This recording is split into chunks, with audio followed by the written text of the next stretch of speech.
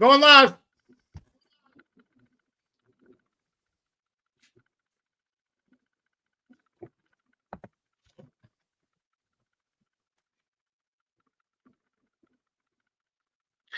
What's up, everybody? Welcome to a new edition of the Fatboyz Dynasty Podcast, coming at you live on the Fantasyholics Podcast Network on YouTube, presented by the Fantasyholics. I'm Bo. That is Brant. Initially, guys, we said we were going to come at you this week. We were going to do a mock draft, to kind of get you into the draft season. And up until very recently, that was the game plan. And I had messaged Brant. He's on vacation, so I'm not seeing him at work right now. But I'd messaged Brant and I said, man, when you used to listen to podcasts all the time, did you ever sit and listen to a mock draft episode? He said, no, they drive me crazy. And I said, yeah, me too. Let's find something entertaining today. So we thought we'd come at you with guys that we are fading like the plague from each position, and then one guy that we just want to be nowhere around, period, as our number one fade apiece. So we're going to go through that today, just a little emphatic fades, if you will, guys that we just wouldn't touch with a 10-foot pole, Grant.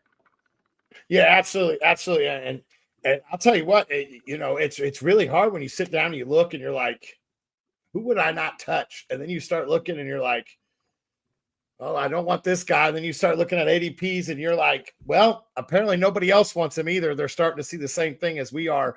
But yeah, definitely, it's always good to talk about guys that we're fading, guys that we don't like, because I want to hear why you don't. Why are you fading this guy? Maybe you're going to persuade me a different way. So absolutely, this is going to be a great episode. It was actually fun putting notes down for this one. And I'm ready to get right on into it.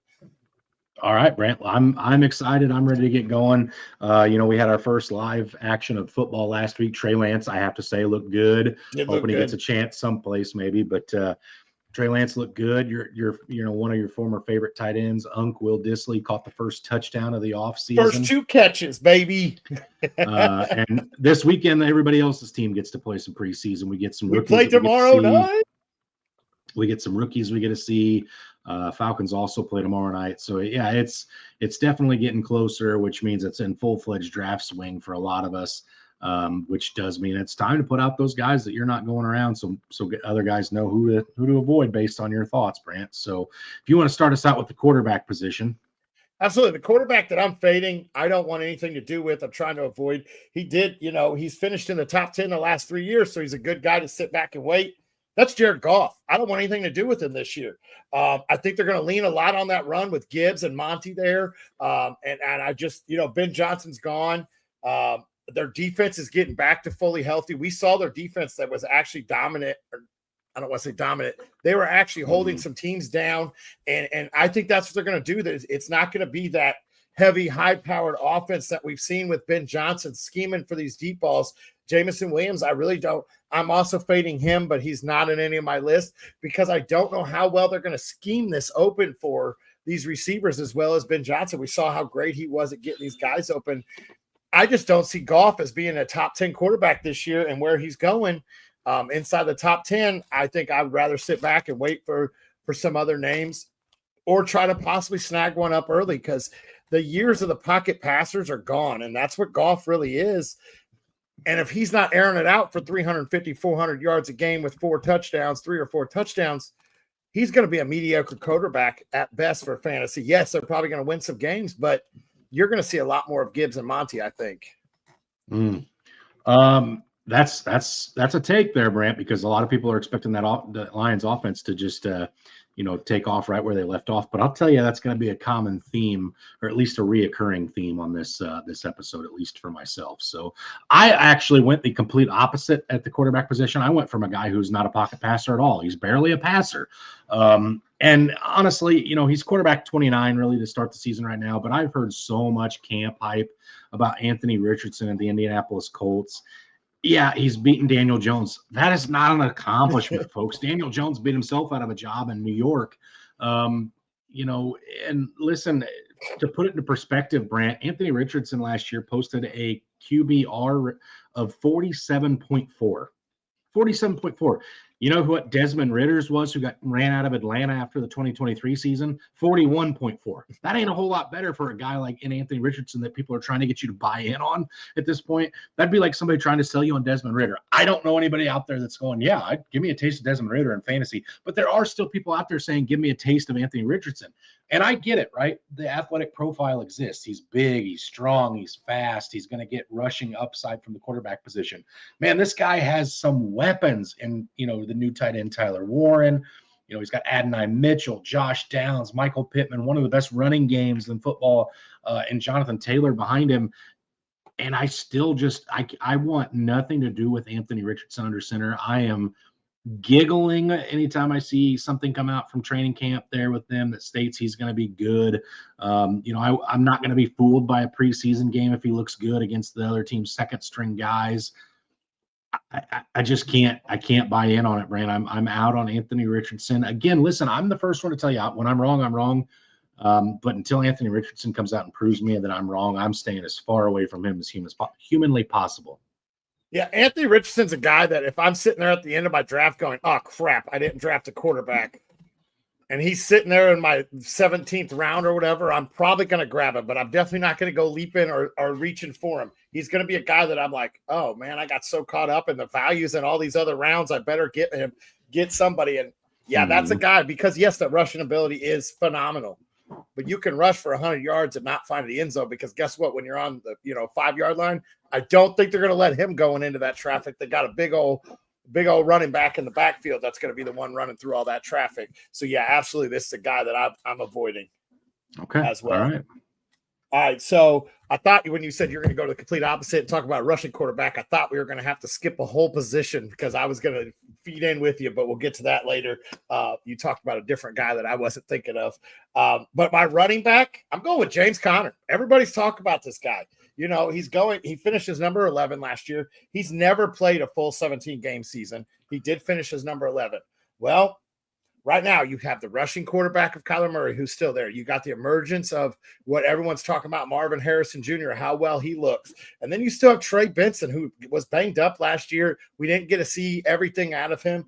I'm fading James Conner. I just don't see the volume being there for him. I think you're going to see by midseason, this is going to be a 50-50 split because they do want James Conner to be able to play 17 games.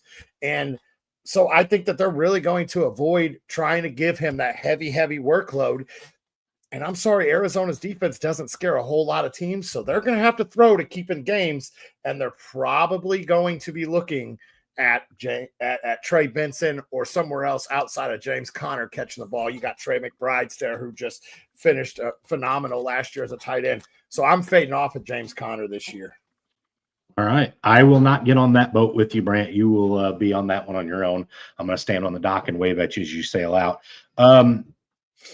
Mainly just because all those things were there last year and it didn't affect James Conner at all, who, like you said, did have a running back 11 finish. Now, age is a factor. That could be an issue. Maybe he slows down, but he did finish his number 11 last year and didn't play a full slate. So, and I'm a proud owner who's trying to sell him right now, just because I do think the end is near. I don't think it's that near, but I think it is near. And in dynasty landscapes, you got to get it before it's too late. For me, I'm going for another James, but this one's a little bit younger, plays on a more prolific offense. I'm going James Cook, currently being taken as the running back 14, and I do not understand that at all. When you're plain as day coming out saying, yeah, I ain't practicing because of business, that's not a good deal, right? And listen, this is tough because James Cook's been really exciting the last year and a half of football. And, that Bills offense is right there. I mean, it's one of the most prolific ones we see every year. And it's just, taking that running back position away from him, I think will hurt a little bit. But again, Josh Allen's going to get some of those touchdowns through the ground, right? He's going to take off and get some run plays. Ray Davis looked pretty good in his playing time last year. I'm not sure you necessarily want him to be your guy, but at this point, the Bills have done nothing to show that James Cook's their guy either. There's been no contract, there's been nothing. He's a hold in, so he's at least out and around the team, but this to me, Brant, and obviously I'm not a Bills fan, so all I see is what I see on Twitter. I'm not necessarily following, the Bills beat writers, but it doesn't sound like this one's being resolved. It doesn't sound like it's necessarily close to being resolved. And it almost leads you to the point where it's like, how late do we have to wait until we see some clarity on this? Because as we're heading into draft season, I'm not taking James Cook as my RB2 when I don't know if he's going to be on the field for week 1 or week 2 or beyond. Obviously we, for football perspectives and for fantasy, we hope so. But at this point, I'm fading him just simply because I don't know whether he's going to play, Brant. I'm genuinely nervous about it at this point. I will say I am definitely glad that I switched out the names on who I'm avoiding like the plague and who I was planting a flag, because that's who I originally had in there. But I did take my name off of that. So I'm absolutely in the same boat here. You don't know what's going to happen. And Ray Davis, all the beat writers are coming out and talking about how good he's looked in camp. Yes, I understand this is the training camp hype. But if you ain't there, this man's easily taking your job. You're making it even easier for him. Even if he's not taking your full-time job, he's probably going to take 25 to 35% of the snaps that you had last year on top of what he already did. Absolutely. This guy is not going to return value as, what'd you say, the running back 13 or 14. Yeah. Okay. I was going to say, I looked at, I knew it was right around there. Yeah. Definitely not going to return value on that one. I'm going to go with the guy here at the wide receiver position. He played all 17 games last year. That's Zay Flowers of the Baltimore Ravens. He did play in all 17 games last year. He had 4 touchdowns on 8 red zone targets. Now, I know Isaiah Likely is going to be missing a week or 2 or possibly more. Mark Andrews is still there. They added DeAndre Hopkins, a shell of his former self. He's probably not going to be as electric as he used to be. He still has pretty good hands, especially down there in the red zone. And this is a run-heavy team. So Zay Flowers is a guy I just don't want any part of. And I know this really sucks because you and me did trade for him last year in our co-owned league. And luckily we were able to move him down further in our lineup. But yeah, this is just such a run-heavy team with Lamar Jackson and Derrick Henry and Mitchell, who looked phenomenal when he got chances to touch the ball. Last year it wasn't as much with his injury. I just don't see how the volume, especially near the red zone, is going to be there for Zay Flowers. I do think he'll probably get you 2 to 3 catches a game. And he might break one free. He may have a couple weeks where he looks phenomenal. Prime example, 5 games, only 5 games last year was he inside the top 15 wide receivers. And I believe at the ADP I looked at, he was going right around that 20 mark. So I just don't see the return value on Zay Flowers in a run-heavy offense there in Baltimore. Yeah, that one's I'm teetering on that one, Brant. I could be there, I could not be there. For Lamar's whole career, I've kind of damned him as a passer, and then he comes out last year and throws for 4,800 yards or something like that, and all kinds of touchdowns, and had everybody looking great. What Lamar am I getting? I guess it is the question, and it would just have to depend on the asking price for Zay Flowers for me right now. I'm not paying a super high premium, but I feel like there's a round where you have to take him, but that's fair. I'm going to come at you on this one, I think, Brant. This is a guy that I feel like you love a lot, and we'll see if I'm right. But my absolute fade will not go anywhere near wide receiver is Jameson Williams of the Detroit Lions. This is another one that is getting so much camp hype, right? He's going to be this big guy. They're versatile. This guy's going into his 4th year in the NFL. He's got 73 catches. Granted, I know there's a suspension year there. 73 catches in 3 years, and we're all of a sudden like, this is the guy that's going to win all of fantasy games. Again, I get it. I get the excitement behind him. He's fun. He's a lot like Xavier Worthy. But let's not forget, folks, there's Jahmyr Gibbs. There's David Montgomery on this team, right? Those guys are going to get theirs. Sam Laporte is going to get his. Amon-Ra St. Brown is the number 1. Yes, there's still going to be plenty to go around, but not enough that the hype is where it should be on Jameson Williams. I just, for the life of me, can't understand why people are so quick to get excited about a guy who, again, has had 73 catches in 3 seasons going into year 4. And listen, you're fading Jared Goff. I'm fading Jameson Williams. They trade. They got a new offensive coordinator this year. I was going to say traded out their offensive coordinator, but I'm sure they'd rather have Ben Johnson there. And We'll see. I mean, a lot of things have to go right, but the one thing that I can tell you for certain is this team is going to be a run first team with that two-headed monster they have out of the backfield. The rest of it will fall into place. But even so, I don't expect for Jamison Williams to be this PPR target monster that Amon-Ra St. Brown has been, and all of a sudden take the league by storm. I can't get in on Jamison Williams again. Now I'm saying this. But at some point, the value is too good to pass on Jamison Williams. I'm just not with consensus at this point. And for me, that makes him a hard fade. Yeah, Jamison Williams is a guy that I did love coming out. You are right. You and me talked about it. I was a big fan of him, but I have been slowly fading him the last, couple of years. And maybe it is because I've had St. Brown and I've been riding those coattails in our dynasty league. This is a guy that if I get, I don't want to say forced into, if I end up having to draft him, he's a guy that's going to have to be as my wide receiver 4, and he's sitting on my bench, and I'm looking at it, and I'm like, all right, who are they playing this week? Okay, they're playing the Chiefs. This is probably going to be a shootout game.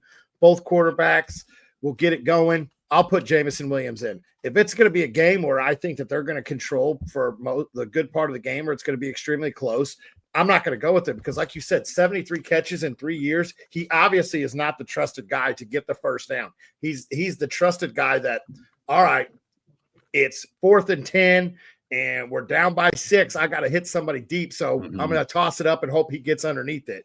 That's the type of guy that he's trusted to be. And he might get underneath it better than any other receiver on that team. So yeah, that's a guy that I just can't get behind. You guys can keep on hyping him up, keep on letting him fly up draft boards, because I'm not going to be snagging him where he's moving up to. All right, fair enough. I was shocked. I thought you were still there. I guess you were not on that train anymore either. I'm not. He actually was getting ready to be written down here at the bottom of my page, but I had to get a little risky on this one. I had to, on my complete fade, I had to get just a little risky on it. But we'll get to that in just a second. My tight end, it's another guy getting so much camp hype, and I was a huge fan of this guy for the longest time. That's David Njoku of the Cleveland Browns. You got 97 quarterbacks on that roster. You have so many quarterbacks. Flacco, old man Flacco's leading the way, and I know Njoku looked phenomenal with Flacco last year. But you're not even sure if Flacco's going to finish the year. You're not sure what this Browns team is going to look like. You're not even sure what they're doing with the running back right now. Dylan Sampson, who was a 5th round, 6th round draft pick for them, is probably their RB1 sitting right now with the other one pending suspension. I don't even know if has Judkins signed his contract. He is not to my knowledge. As of recently, he is not. So you're looking at Dylan Sampson. This offense is just looking to just fall apart quick. And then you added a guy that I've talked about quite a bit in Harold Fannin Jr. from Bowling Green, who is an athletic tight end, the same build and the same type of athlete as David Njoku. I think they're going to see what they have in him. So I'm fading David Njoku. He's going as a top 7 tight end.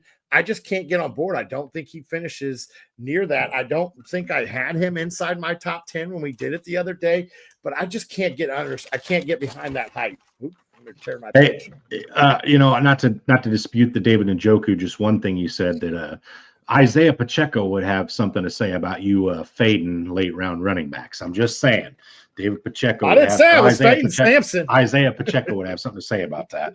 I'm not saying I'm fading Sampson. He might be the number 1 there. He might be the biggest part of their offense by the end of this. Well, then that typically wouldn't be a good thing because that Browns offense hasn't been good for a few years. Right. My tight end, Brant, I think maybe I'm a little too early on board with this. I don't know, but I'm fading Travis Kelce, man. It seems like the last couple of years this guy's been fading out of football and into that,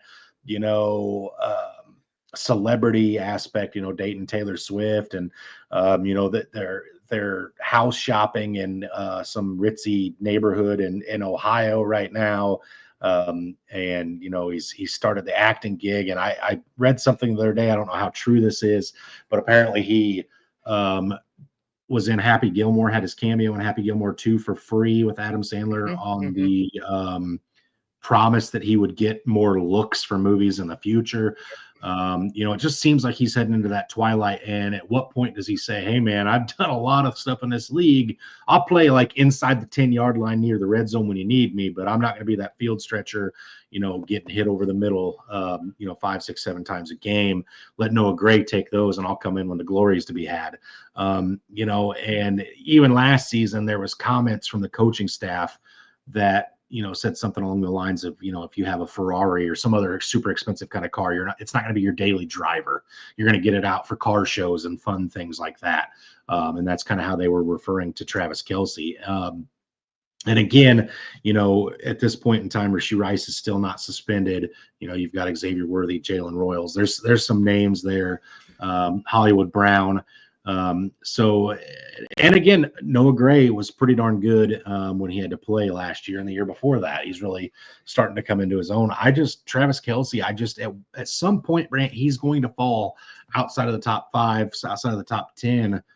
And I'm not so sure we don't see that happen sooner than later. And I'm just not paying high tight end prices for a guy like Travis Kelce. Now, again, if the rest of my league feels that same way and a bunch of us punt on the tight end position until like round 7, 8, 9, 10, and Travis Kelce sitting there, then there's a chance I might sniff around at him. But I'm taking, one of these high upside guys late with him, a Mason Taylor or something to try to offset that, because I just don't know if I buy into the Travis Kelce at this point, Brant. So after we did our rankings with tight ends last week, I went back and started looking at some of this stuff about Travis Kelce and the Kansas City Chiefs. And I'm on that fence, like you said earlier, where you're on that fence. You could go one way or another. I'm on that fence with Kelce because it sounds like they're going to lean a lot on that run game and only put, when the game's on the line is when they're going to put that really the pressure on Patrick Mahomes, and they're going to try to see what they can do and just control the aspect of the game. I just don't think this offense is that 40, 50 point, 30, 40 point offense anymore, tyrant in the NFL. Their defense has been very respectable the last couple of years. So I do think that the time is starting to come where he's not that main focal point like he used to be. I still think he's going to finish up there in the top 10 this year, but I definitely would be looking at somebody else at the rounds where he's going now. Okay. All right. Let's get into the highlight of the episode. Let's get into the full out, fades, the guys that doesn't matter what happens. I want no part. You're going to laugh when I say this name. You're going to die laughing because you know how much I love this guy coming out of college. And no, it's not Rashad Bateman. But you know how much I love this guy coming out of college. And he just got paid.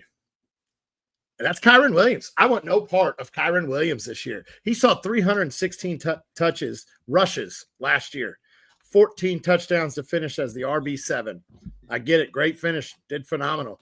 This might be the most loaded backfield that he's actually been in. You're hearing of Jaquez Hunter doing his own thing. You still have Blake Corum there, which you're not hearing a whole lot about.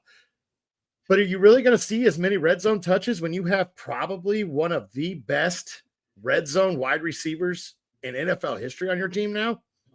You added Devontae Adams.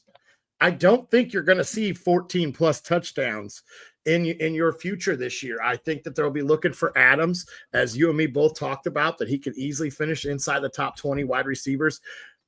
You added Adams. You still have Puka. They added, like I said, Hunter. I don't see them giving him 316 rushes this year. And you look at history, and I think when I looked at it, it was like six running backs in years past that have 300 plus touches. They end up getting hurt the very next year. This guy has a lot of miles on him. In 12 games 2 years ago, he had 228 carries. So he was well on pace to have over 300. And then he saw 316. I have to see the ball 250 plus times to be completely huge and have 10 plus touchdowns. And I just don't see that in the future. And this guy's going as, I think it was RB8 in the ADPs that I looked up. I just can't get on board, and I'm fading him. This is an early second round draft pick. I just can't get behind it. Let me ask you real quick before I get into my guy.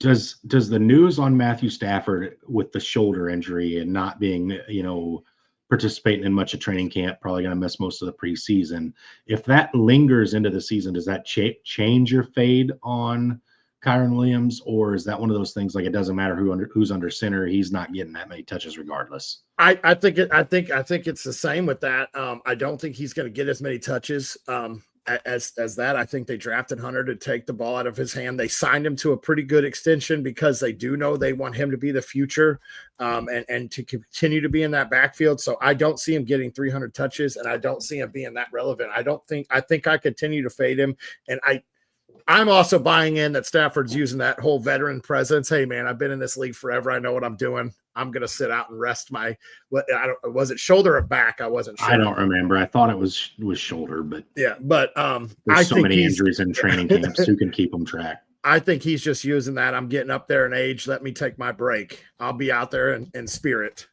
Okay. All right. My full fade, stay the hell away from me guy is a wide receiver. And again, just to stay with the trend of this show, Brant, this is a guy you loved coming out of college, loved for quite a while. I'm completely out and have been completely out on this guy. Nothing changes despite his new landing spot. I'm staying away and keep him away from me. Get George Pickens away as far as possible. Right now being drafted as the wide receiver 22, Brant. His best finish ever was wide receiver 30 2 years ago. And that is in a system where he was the guy. Now you come to an offense where he's getting table scraps from the guy. CeeDee Lamb is going to be the dominant alpha wide receiver in that Dallas locker room, until Jerry Jones does some Micah Parsons crap to CeeDee Lamb.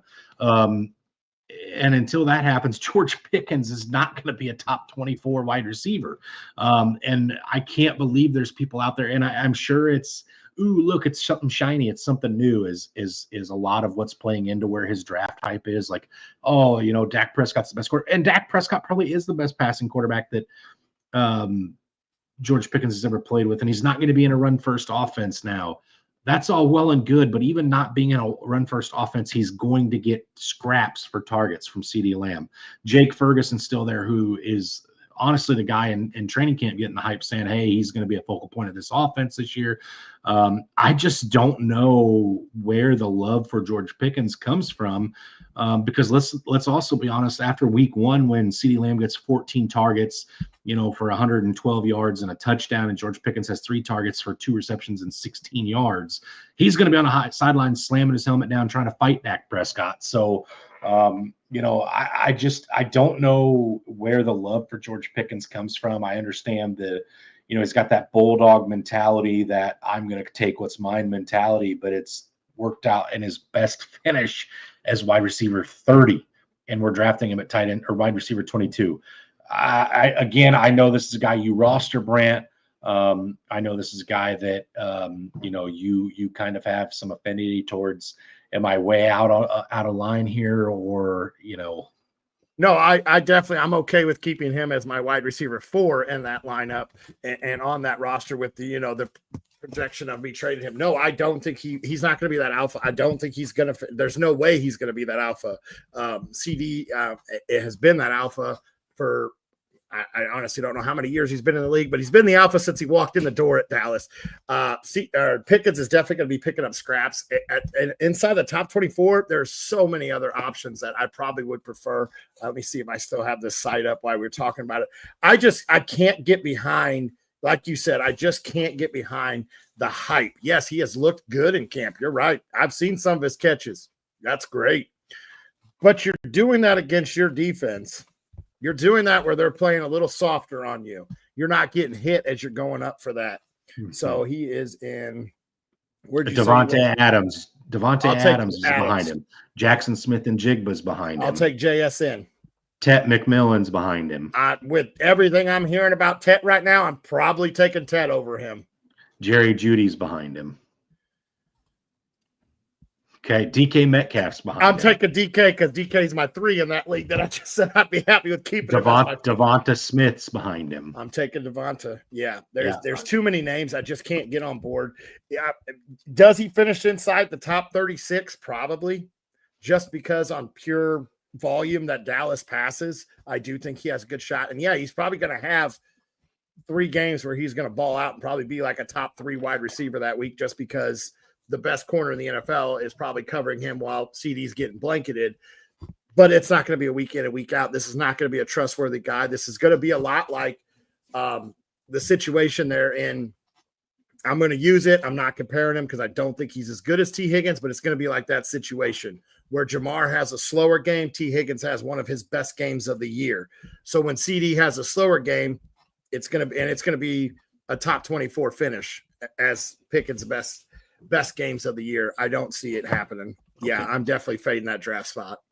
All right, real quick before we get out of here, we did have a question from Paul that I want to make sure we get to, because this has been something that I've, deep in Bears territory, I've heard a lot about.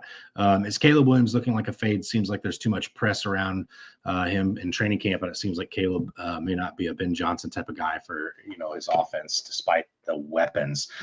So first of all, Paul, I'll leave the comment up there. First of all, I think it is training camp, right? So a lot of what you hear and see in training camp doesn't translate to the season, obviously. There's that video out there that was, kind of viral of Caleb Williams throwing at the net from 10 yards, and he misses the little square basket deal for the first two throws. Then he missed the net altogether on the third throw, and it's like, man, it's abysmal. But the weapons are there, and I do think Caleb Williams is a smidge better at the very worst moving into his second year. But I will also say this: sophomore slump is a real thing, right? And it's also a problem for a young quarterback coming into the NFL, getting used to all things the NFL in his first year, trying to get used to the new play system and all that. And now he's going into year two, trying to get used to all of it again. So I do think that, could bode as some issues. I would not want Caleb Williams to be my quarterback one this season, but I don't think I dislike rostering him. I still think there's a chance Caleb Williams could be very good down the road. But yeah, I think there's going to be some growing pains in year two with the Ben Johnson offense. But I still think, based on how Caleb played last year, there's room for improvements without him, setting the league on fire, if that makes sense. I think in redraft leagues, yes, I'm probably fading Caleb this year, because I think this Ben Johnson offense is probably just complicated to get used to, and everything else. And with all the weapons he has around, everybody's trying to figure this out. Yeah, so I am probably going to fade him, but this is a guy that I probably, in dynasty leagues, I'm probably going to wait and be like, all right, about midseason, I'm going to try to send some low ball offer and try to pick him up and hold on to Caleb, because you've seen Ben Johnson's offense, that when it gets going, it's fire to watch. It's so much fun to watch. They've got me watching Detroit games, which I never in my life thought I would. So, yeah, I think that he is a fade early in the season, but I definitely think this is a guy that you want to keep an eye on about maybe trying to make some offers midway through the season. Okay. All right. Fair enough. So obviously that kind of wraps it up for our fades episode. I do want to put it out there. Brant and I will be live every Sunday morning through the NFL season, doing live start sits again. So hopefully you guys tune in and hang out with us there on Sunday mornings. We always discuss, the games, the fantasy players. We do something with Underdog. And then, of course, we tie a bow on the episode with the most important thing of every Sunday and every young man's life is the food that comes with the football, because without food, it's just not football. And also, with that being said, Brant, I think next week it's imperative that we do that one more last almost my guys episode, as we did the fades this week. We'll do like flag plants next week. One guy from each position we'd really like to leave each draft with, and then a guy that we're just absolutely, whether we have to make trades or do whatever to leave with. We'll come at you guys with that next week. Okay, absolutely. I'm excited. I'm excited to get into this. It's now, ever since last week, getting to watch that first football game last Thursday, I've started to really find myself digging even more and more into fantasy. And we got our big leagues draft coming up, which we'll do a little recap of that also next week. We'll talk about some guys that shocked us on how high they moved up or how far they fell in our rookie draft. We like to wait till closer to the end of training camp to do ours. We don't jump right into it like some of these guys do with their rookies right after. Oh, we've done some leagues. We're in some leagues together that have done some rookie drafts already. But yes, in our home league, we do wait. Yeah, we do wait. And we will talk about that next week along with our My Guys. And I think that does it for this week. Remember, tune in every Sunday starting with week 1. All your start sits. We'll talk about some streaming defense, streaming kickers, and continue to tune in every week, especially during the season, because we like to bring out those kickers and defenses, mainly defenses. We kind of avoid some kickers. But we do like to talk about some streaming options from the quarterback spot if you're struggling, or fill in spots from injuries. Continue to tune in. We'll see you guys next week. Make sure you tune in on Sundays. And as always, stay hungry. Stay fat, my friends.